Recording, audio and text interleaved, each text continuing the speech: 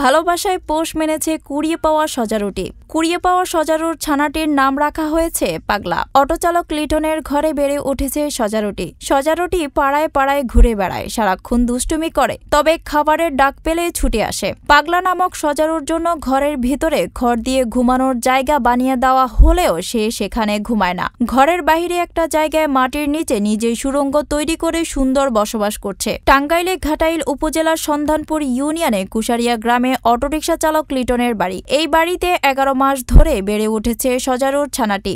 কয়েক মাসে ছানাটি বড় হয়েছে বেশ। শরীরে দেখা দিয়েছে অনেক ছোট বড় কাটা। কাটা দেখে অনেকে ভয় পেলেও ভয় পান না লিটনের পরিবারের সদস্যরা। সম্প্রতি কুশারিয়া গ্রামে গিয়ে দেখা যায় রোজ দুপুরে গর্ত থেকে বের হয়ে তার হাতে খেয়ে গর্তে চলে যায়, আবার বিকেলে বের হয়েও সে বাড়ির ঘরে বা আশেপাশের দোকানপাটেও নির্দ্বিধায় ঘুরে বেড়ায়। গভীর রাত পর্যন্ত সে আশেপাশে খেলাধুলা ছুটাছুটি করে খাবার খায়। নাম ধরে ডাক দিলে খাবারের জন্য ছুটে আসে। পেছনে পেছনে যেতে বললে সে পোষা অন্যান্য প্রাণীর মতো সঙ্গে চলতে থাকে। কলা, আলু, ফুলকপি, বাঁধাকপি, পাউরুটি, ভাত, দুধ, বিস্কিট ইত্যাদি খেতে দিলে বেশ পছন্দ করে পাগলা। কুশারিয়া গ্রামের সাগর আহমেদ প্রতিবেদক মোহাম্মদ খায়রুল ইসলামকে জানান, বন্যপ্রাণী সজারু পোষ মানার বিষয়টি আশ্চর্যজনক। এ প্রাণী তো লোকালয়ে মানুষের কাছে পোষ মানার কথা না, এরা সাধারণত পাহাড়ে গর্তে থাকে। লিটনের পরিবারের প্রাণীটি প্রাকৃতিক উপায়ে পোষ মানার বিষয়টি আমাকে চরম মুগ্ধ করেছে। বন্যপ্রাণী বিশেষজ্ঞের সঙ্গে কথা বলে জানা যায়,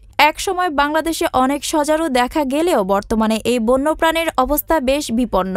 এদের শরীরে অনেক কাটা থাকে। কাটাগুলো 14 থেকে 29 সেন্টিমিটার পর্যন্ত লম্বা হয়। সজারু ওজন 10 থেকে 18 কেজি পর্যন্ত হয়। এরা সব ধরনের শাকসবজি, ফলমূল ও দানাশস্য খায়। কুড়িয়ে পাওয়া বন্য সজারুর নাম পাগলা।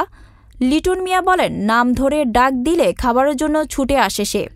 পেছনে পেছনে যেতে বললে সে পোষা অন্যান্য প্রাণীর মতো সঙ্গে চলতে থাকে। কলা, আলু, ফুলকপি, বাঁধাকপি, পাউরুটি, ভাত, দুধ, বিস্কিট ইত্যাদি খেতে দিলে বেশি পছন্দ করে পাগলা।